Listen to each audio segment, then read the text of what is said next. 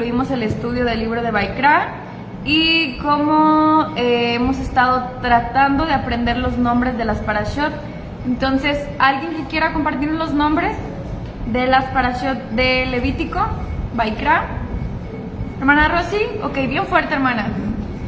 Bueno, son 10. Baikra y llamó.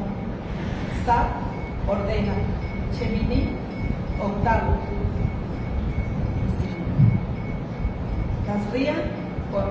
Tasría, ella concibe. Metzorah, el leproso. Aharei Mot, después de la muerte. Kedoshim, santos. Emor, habla. Dejar, en el monte. Bejucotai, en mis mandamientos. mis estatutos. Muy bien, hermana, un aplauso. ¿Alguien más, hermanos, quiere compartirnos los nombres de las parashot?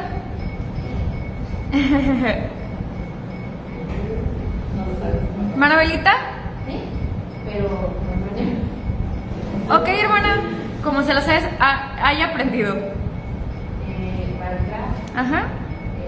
Sab, Shemini, Tasría, Metzorah, Aharei Mot, Kedoshim, Emor, Dejar, Ajá. Bejucotai. Muy bien. ¿Alguien más? ¿Hermana Leida? Ok. Baikra, Sab, Shemini, Tasría, Metzorah, Aharei Mot, Kedoshim, Emor, Dejar, Bejucotai. Muy bien. Muy bien. Esta mesa anda con todo. ¿Alguien más, hermanos? ¿Alguien más? ¿Alguien más? Bueno, entonces vamos a repetirlos todos. Como quiera se los voy a seguir preguntando. Entonces, vamos a comenzar. Yo lo digo y luego si quieren ustedes lo repiten para irnos en orden. Entonces es Baikra, Sab, Shemini, Tasría, Metzorah, Aharei Mot, Kedoshim, Emor, Bejar y Bejucotai. Muy bien. Con esto, bueno, un aplauso para todos.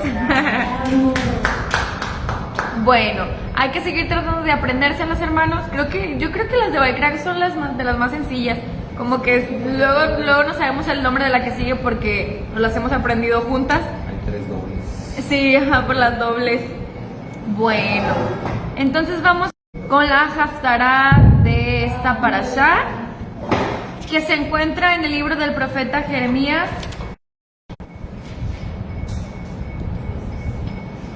Ok, la Haftará se encuentra en el profeta Jeremías, una vez más, pero ahora en el capítulo número 16,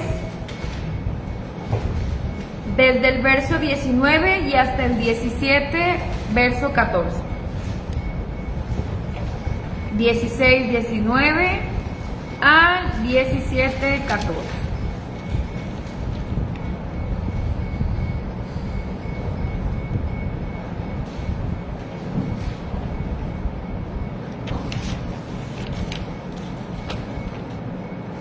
Y bueno, antes de esto, ¿alguien que quiera darnos un breve resumen de lo que estuvimos estudiando en la parashá?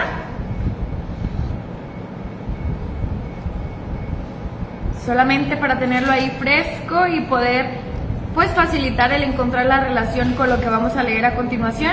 ¿Alguien que quiera compartirnos algo? Bendiciones y las maldiciones. Las bendiciones y las maldiciones para el pueblo de Israel. ¿Qué más? Principalmente eso. Profecía del regreso. Ok, la profecía del regreso, la esperanza, como hablábamos hace rato. Bueno, pues con esto en mente, bendición, maldición y esperanza, vamos a realizar la lectura de los versos de una manera pues en orden,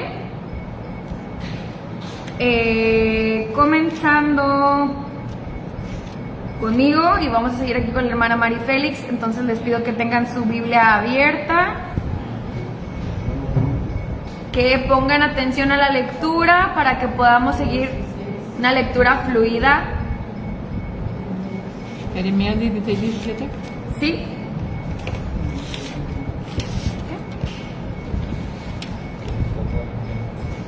16-19, perdón. 16-19 al 17-14. Comienzo yo en el 19, hermana Mari Félix el 20 y así seguimos. ¿Ya tienen lista la lectura, hermanos? Bueno. Fuerte y claro y comenzamos. Dice: oh Yahweh, fortaleza mía y auxilio mío, refugio mío en el día de la angustia. A ti acudirán las naciones desde los confines de la tierra y dirán: ciertamente los ídolos falsos que nos heredaron nuestros padres nada son, ningún beneficio hay en ellos. ¿Puede un hombre hacerse deidades, pero no son deidades? Por tanto, he aquí que yo les haré saber esta vez. Les haré conocer mi poder y mi fuerza, y sabrán que mi nombre es el Eterno. Maldito el que confía en el hombre, se apoya en un brazo de carne y aparta su corazón de Yahweh. ¿Qué versículo fue? 17:1. 17.1. Pero ya se había acabado. Sí, ya termina ahí. Sí, empieza el 17, ¿no? Ujú. Ajá. Pero no leyó el 17.1. Sí, fue el que leyó. Maldito el que confía en el hombre, se apoya en un brazo de carne y aparta su corazón de Yahweh. Acá en el que yo tengo dice el pecado de Judá. Sí, es ese. Está de hierro y con punta de diamante, esculpido está en la tabla de su corazón y en los cuernos de sus altares.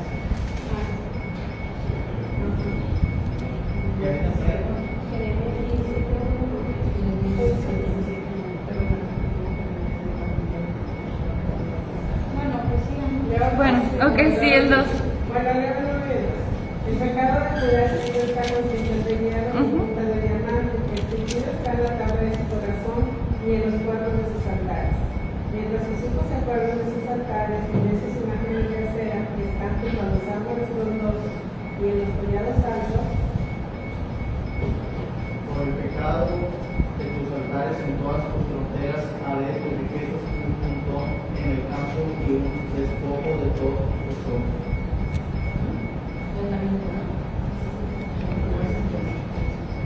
Su propia culpa perderá el país y ustedes serán esclavos en una tierra que ustedes no conocen.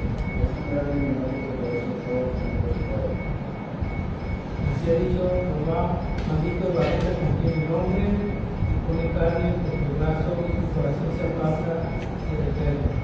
Será como la retama en el desierto y no verá cuando viene el día, sino que morará en las sequedades, en los sequedades, en el desierto y en tierra despoblada y deshabitada. Bendito el hombre que confía en Yahweh. Yahweh será su seguridad.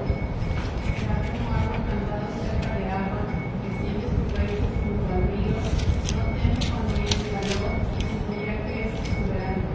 No está ansioso en un año de sequía, sino que permanece dando fruto. Engañoso es el corazón, más que todas las cosas, y perverso, ¿quién lo conocerá?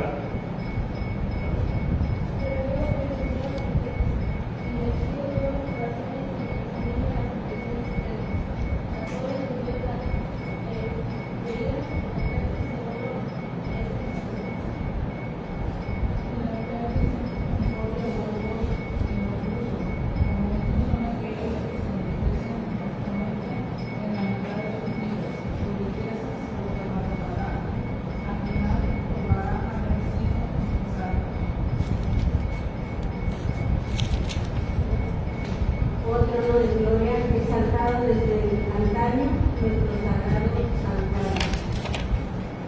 Oh Yahweh, esperanza de Israel, todos los que dejan serán avergonzados, y los que se apartan de mí serán escritos en el polvo, porque dejaron a Yahweh manantial de agua viva.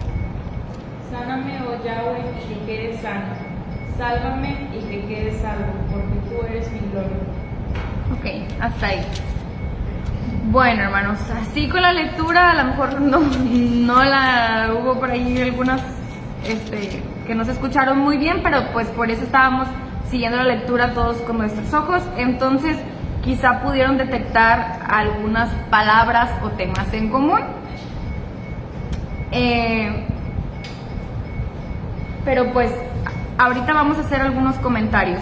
Precisamente ahorita hablamos de maldición, bendición y esperanza, y de alguna manera, si lo notaron, este pasaje pues sigue esas mismas líneas habla de maldición, habla de bendición y también en la parte final habla de esperanza. Pero ahorita vamos a comentar un poquito más. Vamos a recordar el contexto histórico en el que escribe el profeta Jeremías. Ya lo hemos comentado varias veces, así alguien que quiera recordarme en qué tiempo de la historia de Israel es que Jeremías escribe estas palabras, más para ubicarnos mejor. ¿Cuándo? No, antes del exilio de Babilonia.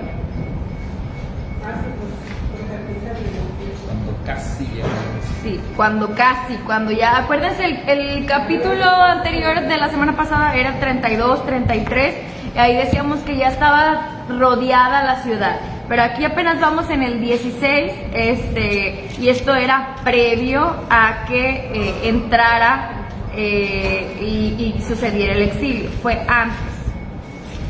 Porque pues como vimos la semana pasada, Jeremías les estaba advirtiendo, profetizando lo que iba a suceder, y decíamos la semana pasada, ya llegó un punto en el que el castigo ya era algo inminente. Entonces hasta dijimos, recuerdan que el rey se molestó porque decía que por qué no profetizaba algo positivo, porque profetizaba en contra de él, de Jerusalén, del reino, pero pues aquí ya no había vuelta atrás, ya el castigo pues venía, el juicio de parte del Eterno. Pero el mismo profeta les decía, pues les he estado profetizando y predicando y alertando por mucho tiempo y ustedes no han querido escucharme. Entonces, bueno, es bueno recordar y conocer el tiempo en el que esto fue escrito, un tiempo donde pues el profeta Jeremías les advertía de la aflicción que venía y los confrontaba con sus pecados. Y en la parte inicial de nuestra porción del día de hoy, el profeta Jeremías comienza exaltando al Eterno y él menciona algunas diferencias entre Yahweh y el resto de los dioses. ¿Cuáles pueden encontrar, hermanos? ¿Cuáles pueden enlistar? ¿Qué diferencias hay? Sabemos que son muchas, pero lo que está ahí escrito, ¿qué podríamos nosotros decir? Nuestro Dios es diferente a los otros dioses. ¿Por qué? Un Dios vivo, a diferencia de los dioses de los que se habla ahí, de los ídolos. Aquí Jeremías está confrontando el pecado de la idolatría. Entonces él habla de que Yahweh es un Dios vivo, y bueno, los otros dioses pues dice que no son nada. Pero específicamente algo más, ¿qué otras diferencias se mencionan ahí entre el Eterno y los otros dioses? El poder y la fortaleza de Dios. Ok, poder y fortaleza de Dios, muy bien. Vaya que Él sí es de verdad. Ok, un Dios verdadero, porque dice que los otros son falsos, ídolos o dioses falsos. Y pues, ¿cuál sería la diferencia? Que Él es un Dios verdadero. Ok, pero ¿qué más? Que los dioses falsos no responden a las plegarias. Así es un Dios vivo y es un Dios verdadero, pero ¿por qué? Porque pues Él responde, escucha, como dice el hermano, las peticiones. ¿Qué más? Estamos viendo 15, lo define bien, dice que es un Dios real, que existe, y los dioses de ellos son de barro, de oro, de plata, tiene boca, mas no habla, Ok. tiene pies, mas no corre, Ok. camina, tiene oídos, mas no oye, Muy bien. y es diferente. Todos ustedes me están mencionando acerca de que Dios es un Dios vivo. Así lo creemos y sabemos. Pero específicamente, hermanos, nosotros en nuestra vida, ¿cómo podemos experimentar o cómo podríamos explicar el por qué sabemos que Dios es un Dios vivo? Porque eso es en lo que se enfoca el profeta Jeremías. Es un Dios vivo porque en Él encontramos ¿qué cosas? Pongan atención ahí a la lectura a partir del primer verso.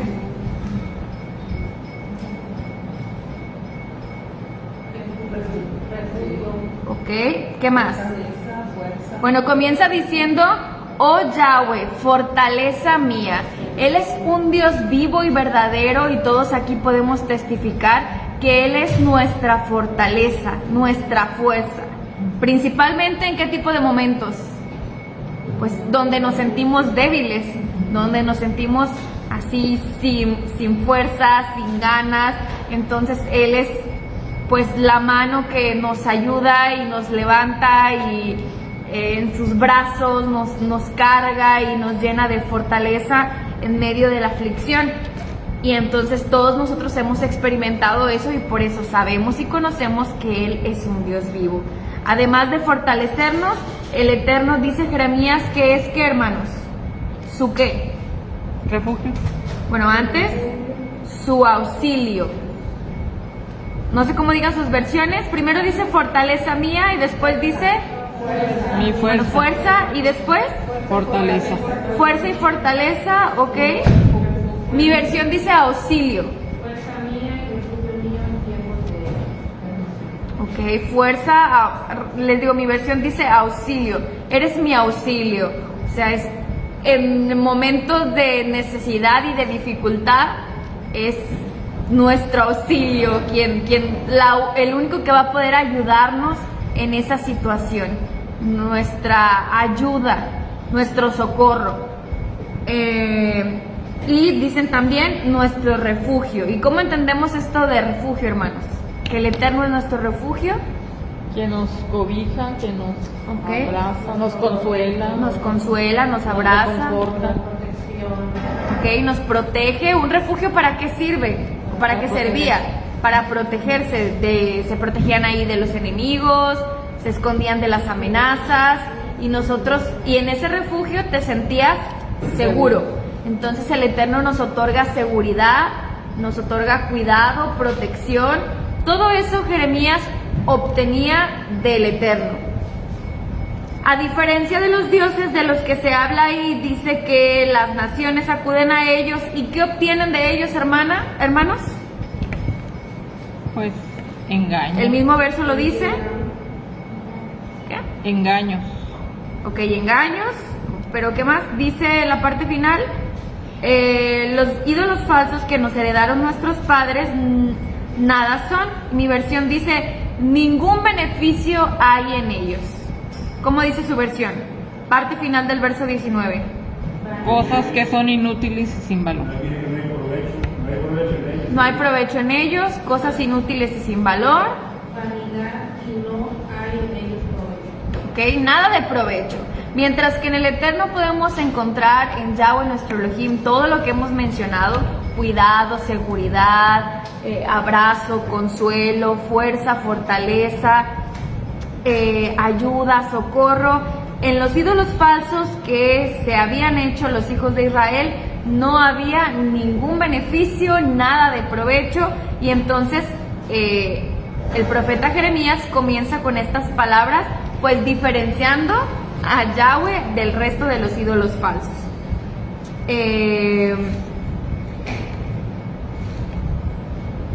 Dice el verso 21, por eso he aquí que en este tiempo les mostraré y les daré a conocer mi mano y mi poderío.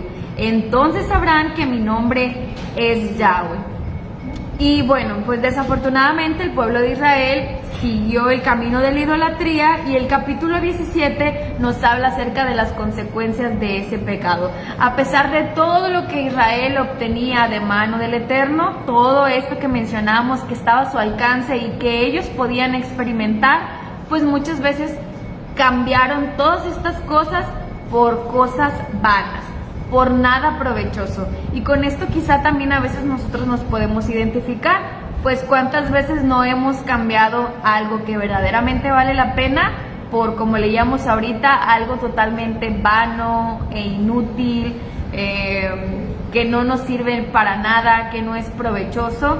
Entonces muchas veces también pues nos ha pasado con nosotros.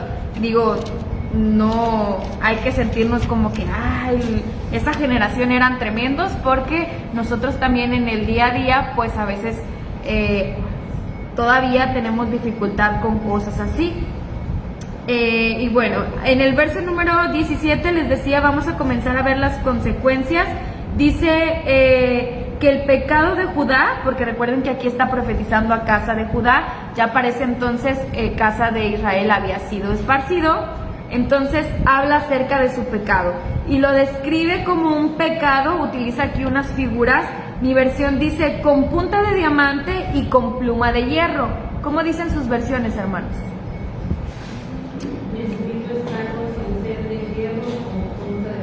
Cincel de hierro y punta de diamante. Ok. ¿Y qué es lo que está queriendo decir, hermanos? ¿Quién nos puede interpretar esta figura que se está utilizando para el pecado? Ok. Ok.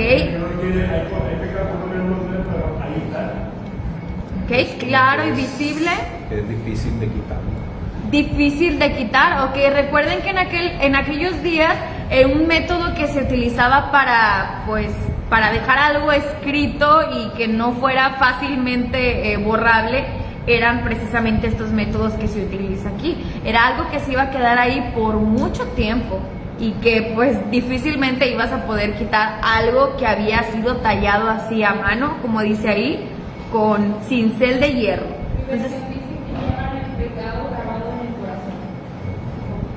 bueno, eso es más adelante, ¿no? Dice, está grabado en las tablas de su corazón. Y en los cuernos de sus altares. Y en los cuernos de sus altares. Es como, porque los cuernos eran también de metal. Entonces como algo que está grabado con metal en metal. Es bien difícil de quitarlo. Okay. Está cincelado. Sí, se está hablando, fíjense el tipo de materiales de los que se está hablando. Metales y luego, por ejemplo, ahí aparece el diamante. El diamante es figura de ¿qué? De un tipo de material muy duro. Se habla de la dureza de un diamante, es algo muy duro. No se puede describir fácilmente. No es... Hay un pasaje en el Salmo, que dice que la oveja es para la basada, y son para el oro, pero Yahweh conoce a las personas que conocen completamente. Okay. Yahweh opera a las personas realmente, ¿no? Sabe lo que somos. Así es. ¿Y qué era lo que, bueno, aquí vemos la dureza de su pecado y dice que estaba grabado ya en las tablas de su corazón? Y el mismo profeta Jeremías en otro pasaje, más adelante, ustedes conocen la escritura y nos habla de que algo más iba a ser grabado en los corazones, que era la palabra de Dios. Porque solamente la palabra de Dios grabada en los corazones a través del pacto renovado iba a poder eliminar lo que ya estaba previamente grabado ahí, el pecado y la dureza de la idolatría cometida por Israel. O sea, se tenía que hacer nuevamente esto, pero solo iba a ocurrir a través del pacto renovado.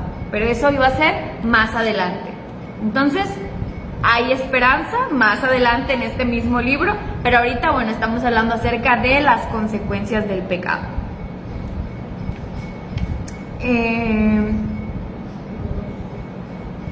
Entonces, se habla acerca de los ídolos en los que Israel confiaba, pero no confiaban solamente en ídolos así como los que nos imaginamos que ellos elaboraban, sino que también el verso 3 y 4 nos habla de otras cosas en las que Israel tenía puesta su confianza. Por ejemplo, ¿qué creen, hermanos? En sus bienes. En sus bienes, en sus riquezas, dice ahí, en sus tesoros, en sus fronteras, a lo mejor en la tierra misma que ellos poseían, estaban bien seguros y bien confiados. Y esto también es pecado delante de los ojos de Yahweh, el poner nuestra confianza en estas cosas. Y otra vez, probablemente muchas veces, inconscientemente pudiese ser, o conscientemente nosotros también puede ser que nos pase algo así, el estar confiando en cualquier cosa que poseamos y creer que a través de ello pues podemos pues obtener algo, cuando es el Eterno quien nos dota de todo. Entonces también esto iba a ser eliminado, sus fronteras, sus tierras, su heredad, sus riquezas, como un castigo. Y a partir del verso 5, pues continúa el mismo tema, pero el profeta Jeremías empieza a hablar de dos tipos de personas. Y aquí es donde aparecen los términos de maldición y de bendición que mencionábamos, aparecen en la parashá. Entonces tenemos dos tipos de personas. ¿Pueden identificarlos, hermanos? Los primeros de los que se habla son personas con qué características. Ok, arrogantes. Muy bien, ¿qué más?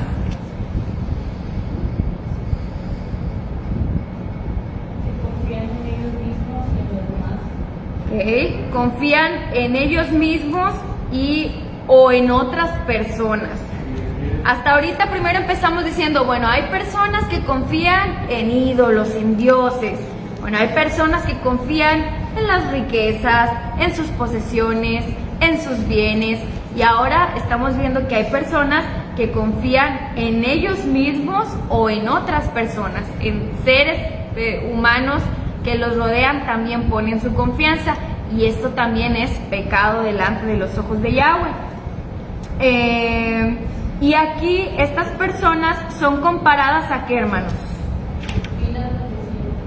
Espino del desierto, ok, creo que mi versión dice... Arbusto en el desierto. Una retama, ok. ¿Todos saben lo que es una retama? No. A ver, diles, Belita, ¿qué es? ¿Será que una ramita de... Una ramita. A ver, busquen lo que es una retama. Sí, como un, pues sí, un pedazo de rama, lo que queda cuando se seca un árbol, o sea, queda pues la retama, ¿verdad? O sea, ya se le caen todas las hojas. Ajá. Algo con tronco. Está solo. O sea que no hay nada más que ese, un tronquito ahí, eso se le dice retama.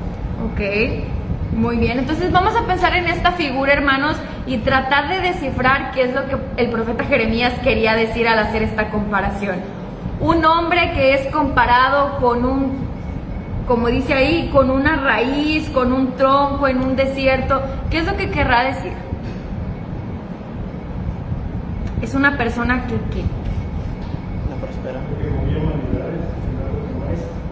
ok, Y realmente la gente quiere tener ídolos que pueda tocar, que pueda ver. Y para ello es lo posible, que quiere encontrar gente. ok. Está hablando de soledad. Y desde un principio la escritura dice, no es bueno que el otro esté solo.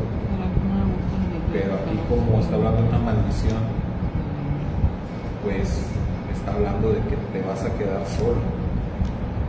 O sea, algo que no es el diseño de Dios. O sea, se ve como algo muy grave. Ok, muy bien.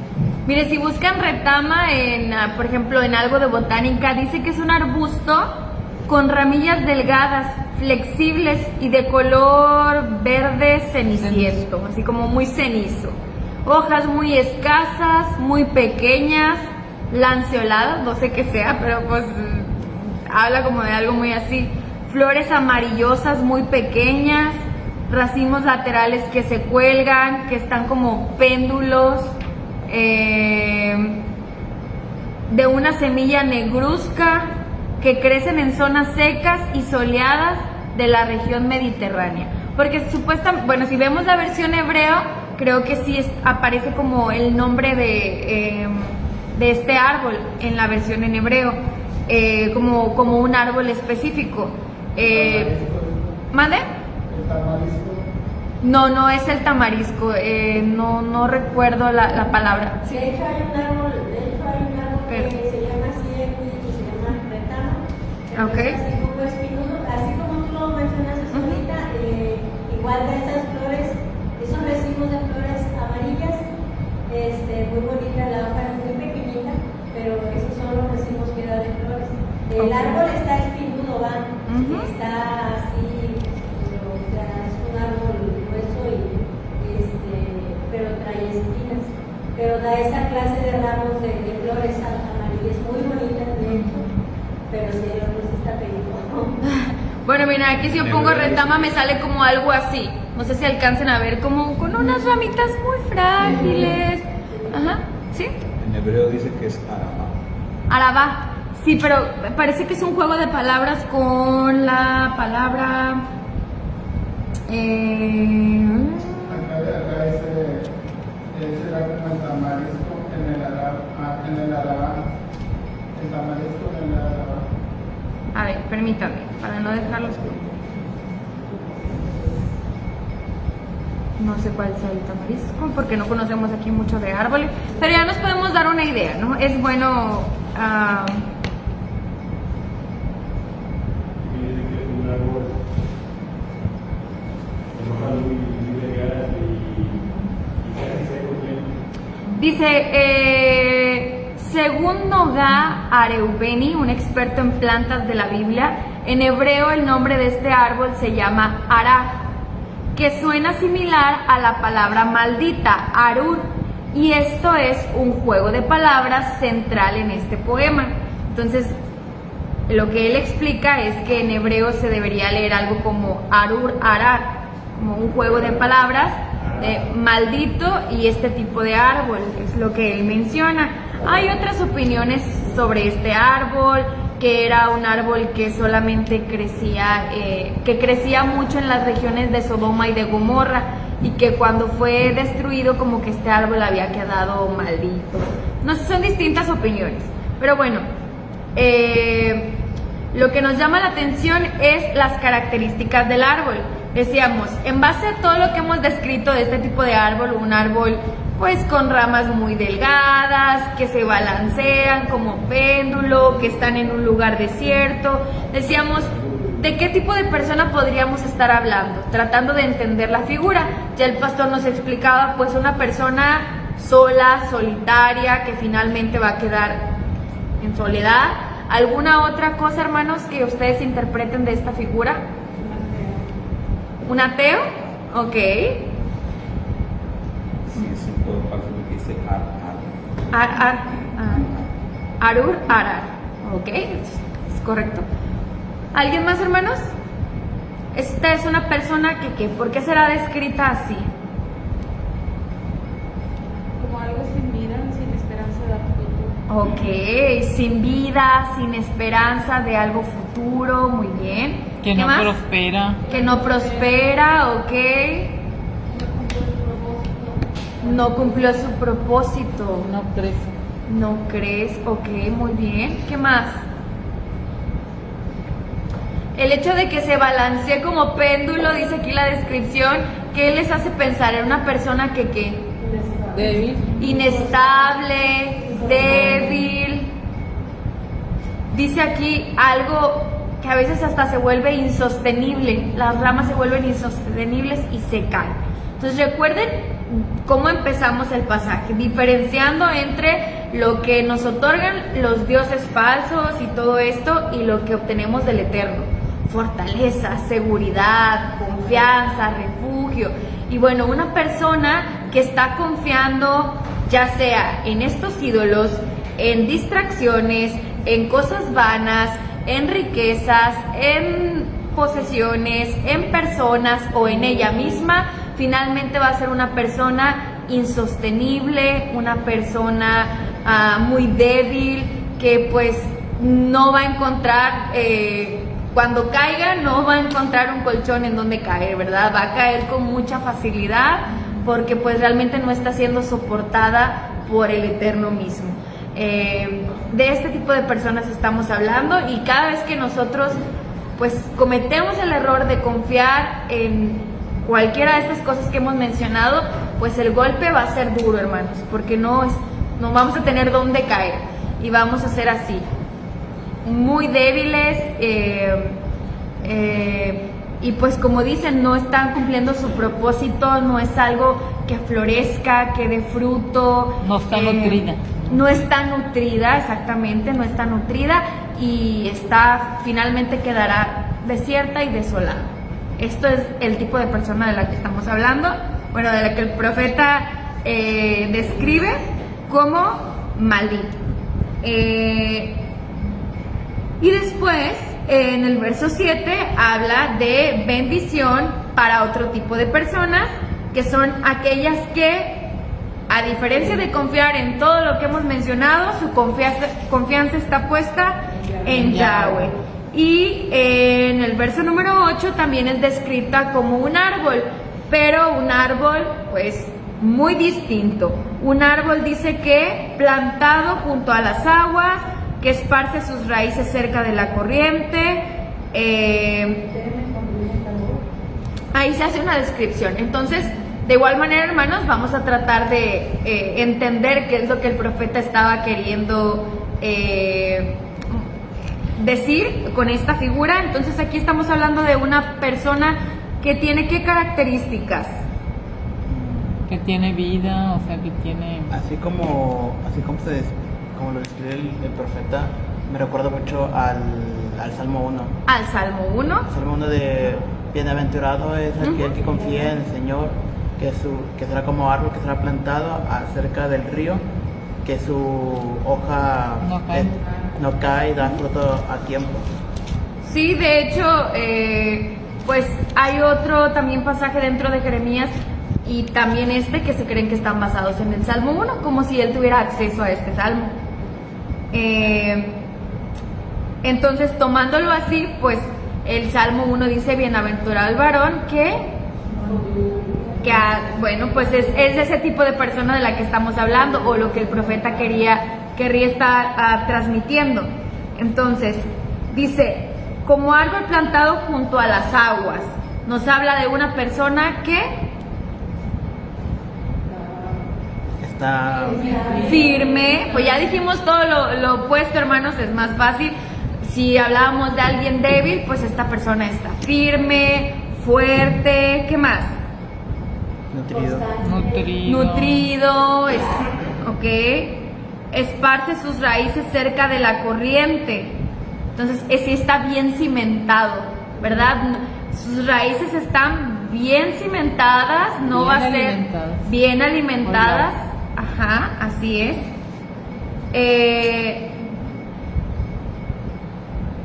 No depende de sí mismo. No depende de sí mismo. No depende de sí mismo. Que se extiende sus raíces hasta las aguas. Así es. Dice que es un árbol que no tendrá miedo cuando venga el calor. ¿De qué les habla esta frase? ¿Qué creen que puede estar simbolizando el calor? Cuando vengan las pruebas. ¿Qué? Cuando la prueba viene, ¿qué le pasa a los árboles cuando viene la prueba? Pues como que se empiezan a secar, cambia el color de las hojas, ¿ok? Pero este árbol no tiene miedo porque sabe que es momentáneo. Finalmente vendrán las lluvias y volverá a florecer, no quedará seco para siempre. Entonces esta persona es una persona que entiende que hay tiempos de prueba y de aflicción que tienen un propósito, que son necesarias, pero no tiene miedo y está confiado porque conoce. De hecho, cuando está, digamos, un río que corre, y hablando de los árboles que están pegados al río, si viene el tiempo de la sequía, los árboles que están más lejos pues se secan primero, obviamente, pero los que están junto al río, aun cuando el río se seca, se puede secar el río y esos árboles siguen ahí y siguen estando verdes, porque como dice ahí, sus raíces por abajo están conectados y abajo todavía hay humedad. Entonces, aunque ya no haya agua corriente arriba, el árbol se sigue manteniendo y se sigue nutriendo de la humedad que está abajo. Entonces está bien interesante. Porque el profeta hace énfasis en eso, de que por abajo extiende sus raíces en la profundidad y se conecta ahí a la fuente de aguas. Ok. Entonces eso lo mantiene vivo. Qué interesante pensar en todas las figuras que el Eterno nos muestra a través de su naturaleza, lo que Él ha creado, que podemos obtener lecciones espirituales de todo esto. Por eso quería que pudiéramos entenderlo un poquito mejor. Y dice, sus hojas estarán verdes y en el año de lluvia escasa. ¿Saben con qué vi que relacionaban las personas, bueno, los estudiosos o comentarios, lo de la lluvia escasa lo relacionaban con la vejez? Como una persona que va a vivir a plenitud su vida y cuando venga la vejez, o sea, ya el tiempo pues como que va a estar bien para ese entonces, y dice, y no dejará de dar fruto, porque una persona así no solamente está bien nutrida a ella, sino que eso le alcanza para dar fruto y dar también a otros. No tiene mucho para dar también porque está bien nutrido, y como se ha concentrado en trabajar por las cosas que permanecen, que trascienden, entonces aun cuando venga su vejez, aun cuando muera, pues continuará dando fruto, o sea, porque se enfocó en lo que trasciende. Todo esto son comentarios que vi acerca de esta descripción que está aquí en el árbol. No sé si alguien más tenga algún otro comentario, hermanos, algo más que interpreten de este pasaje. Pues hay árboles como la palmera y otros que producen sus mejores frutos en la vejez. Cuando ya están cumpliendo su ciclo de vida, es cuando producen sus mejores frutos. Y pues la escritura por ahí hace una alusión a su pueblo que se veis como la palmera. Entonces es una de las aplicaciones. O sea, como aplicando esa, no te debe dar miedo enfrentarte a esa época. Si tú estás bien cimentado, todavía vas a seguir produciendo. Muy interesante. Sí, y pues les decía, muchos lo relacionan con el Salmo número 1. Y el Salmo número 1 nos habla precisamente de una persona que se deleita en la palabra de Dios, ¿verdad? Que en su ley medita de día y de noche, que se aleja del camino perverso, del camino del mal. Y bueno, todas estas características también entran dentro de la persona de la que estamos hablando aquí. Entonces, bueno, tenemos al grupo entonces de los ateos, vamos a decir así, de los que ponen su confianza en las cosas que hemos mencionado, y los que ponen su confianza en Dios. Pero noten que el poner la confianza en Dios no es algo, como hemos dicho, solamente algo intelectual, sino que tiene todas las implicaciones de obedecer y hacer la parte que le toca, y meditar en la ley y obedecerla, y todo lo que hemos comentado. No nada más es, no, si yo confío en Dios y así, no. Tu confianza obviamente la vas a demostrar a través de tus actos. Y ahí es como se relaciona con la parashá el tema de la maldición y de la bendición, porque realmente todo lo que hemos mencionado son las bendiciones que el Eterno le prometió al pueblo que iban a obtener si cumplían con sus mandamientos. Y si no, pues venía obviamente la maldición, que es también todo lo que hemos mencionado. Y ahí está la relación. En verso 9 dice, duro es el corazón de todo hombre, ¿quién lo conocerá? Yo, Yahweh, que escudriño el corazón y examino las entrañas, los riñones, dicen unas versiones, doy a cada hombre de acuerdo a sus caminos y según el fruto de sus obras. Y ahí habla acerca del corazón del hombre. Mi versión dice duro, no sé cómo digan sus versiones. Engañoso. Engañoso es el corazón del hombre. ¿Por qué? Pues por el tema de lo que venimos hablando, hermanos, de la confianza.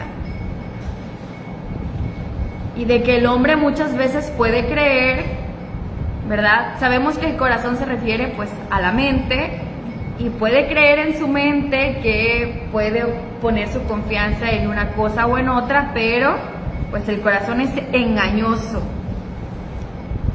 Y hay otros pasajes dentro del profeta, del libro del profeta Jeremías, que nos habla de las razones por las que tenemos que tener cuidado con la inclinación de nuestro corazón, porque fue precisamente el seguir a su corazón lo que descargó a Judá. Algunos versos son, por ejemplo, Jeremías 11:8 dice: pero no oyeron ni inclinaron su oído, antes se fueron cada uno tras la imaginación de su malvado corazón. Jeremías 14:14: falsamente profetizan los profetas en mi nombre, no los envié, ni les mandé, ni les hablé. Visión mentirosa, adivinación, vanidad y engaño de corazón os profetizan. Y Jeremías 16:12 dice: y vosotros habéis hecho peor que vuestros padres, porque he aquí que vosotros camináis cada uno tras la imaginación de su malvado corazón, no oyéndome a mí. Entonces, el seguir a nuestro corazón nos puede meter en muchos problemas, como a casa de Judá, que como vemos aquí fue el motivo de, pues, que los llevó a la perdición y al castigo. Entonces, pues por eso está la advertencia de no seguir y no confiar en lo que nosotros creemos que es mejor. El único que puede examinar y escudriñar el corazón es Yahweh, según vemos en el verso número 10. Y en los últimos versos, a partir del verso 12 y hasta el 14, una vez más el profeta Jeremías nos da, por si no hemos obtenido todavía suficientes razones, pues a través de estas palabras en las que elogia al Eterno, nos habla de lo que podemos obtener en Yahweh y quién es Yahweh. Dice: trono de gloria, sublime desde el principio, desde el lugar de nuestro santuario. Y en el verso número 13 nos habla de la esperanza. Y nos habla de la esperanza, no como decíamos hace rato, como un sueño, como una ilusión, sino nos habla de la esperanza como ¿qué, hermanos? Verso 13. La esperanza es... Sí, la esperanza de Israel, pero la esperanza es ¿quién? Sí, Jehová, Yahweh. El verso 13 nos habla de la esperanza, como les decía, no como un sueño, una ilusión, como decíamos hace rato, sino como el Eterno mismo. Él es nuestra esperanza. El Eterno mismo, así como hablamos de Él, de sus atributos, de su persona, pues Él es la esperanza que nosotros tenemos y en quien confiamos, en quien el pueblo de Israel debía de confiar, o casa de Judá en aquellos días, que así como iban a ser castigados, iban a ser pues restaurados y en su momento regresar del cautiverio. Así esta profecía la podemos aplicar a nuestra vida, a hacer una aplicación personal de que el Eterno es nuestra esperanza en cualquier momento de aflicción y de dificultad. Pero también, como decimos, estas profecías de Jeremías son aplicables al reino venidero, donde pues nuestra esperanza está en aquellos días y en poder formar parte de su reino. Dice: todos los que te dejen serán avergonzados, los rebeldes serán inscritos en el polvo, pues se olvidaron de Yahweh. Y menciona a Yahweh también aquí en este verso como la esperanza, pero también como un manantial de agua viva. Una fuente de agua viva. Así es. Y aquí hay una relación y una conexión con nuestro Adón Yeshua. Porque a través de él, pues sabemos, él mismo dijo estas palabras, ¿no? Que él podía dar de un agua, que el que bebiera nunca más tendría sed. Está hablando, conectando a ser con Yeshua, con el reino venidero, con la esperanza que tenemos de que el reino venga pronto y en nuestros días. Verso 14 dice: oh Yahweh, sáname y seré sano. Sálvame y seré salvo, porque tú eres la razón de mi alabanza. Y estas palabras podemos aplicarlas en este momento, en las pruebas que estemos atravesando, rogarle al Eterno que nos sane y que nos sane de cualquier enfermedad y que nos salve de nuestros pecados y de nuestras faltas, que nos limpie, pero sabemos que la salvación completa y la restauración completa de la casa de Israel no la veremos hasta un tiempo futuro, o digamos un tiempo cercano, porque así lo anhelamos. Entonces esta profecía pues obviamente tuvo su cumplimiento en aquellos días, tiene su cumplimiento en nosotros hoy como parte del pueblo de Israel, de una manera personal, y de una manera completa y perfecta pues la tendrá muy pronto. Y pues en eso nos concentramos, en tener nuestra esperanza en que el reino viene y viene pronto, y podremos disfrutar de ese manantial de aguas vivas que Yeshua nos puede proveer y nos puede dar. Entonces pues esto es lo que aprendemos, hermanos, de estas palabras.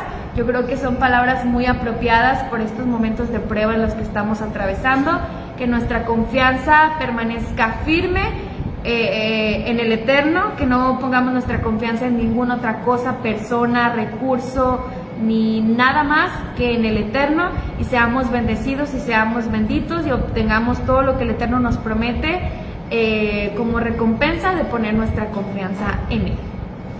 Y bueno, si alguien tiene algún otro comentario antes de finalizar, levante su mano. ¿Algo que quieran agregar? ¿Alguien? Estaba viendo el texto hebreo y la palabra que traduce esperanza es mikve. Es una variación de tikva, que también se traduce esperanza en el hebreo moderno, pero aquí en el hebreo antiguo mikve traduce como esperanza, y la mikve pues es también donde entras a hacer debilidad. Entonces pues está conectado con el tema de renacer, la palabra esperanza con renacer. Ay, muy bien. Sí, no, nomás de checar algunas palabras hebreas y ya ahí obtienes toda una enseñanza y una conexión con otras. Muchas gracias. ¿Alguien más? ¿Otro comentario? ¿Algo que agregar? ¿Por allá atrás? ¿Nada? ¿Comentario? ¿Dato curioso? Ok. Bueno, hermanos, gracias por su participación. A la hermana Ketita, que es la única alumna que tengo hoy. Pero gracias por acompañarnos. Y bueno, saludos y bendiciones a quienes vean este video en algún otro momento a través de las plataformas en las que se comparte. Nos vemos en un momento más en la siguiente clase. Shabbat Shalom.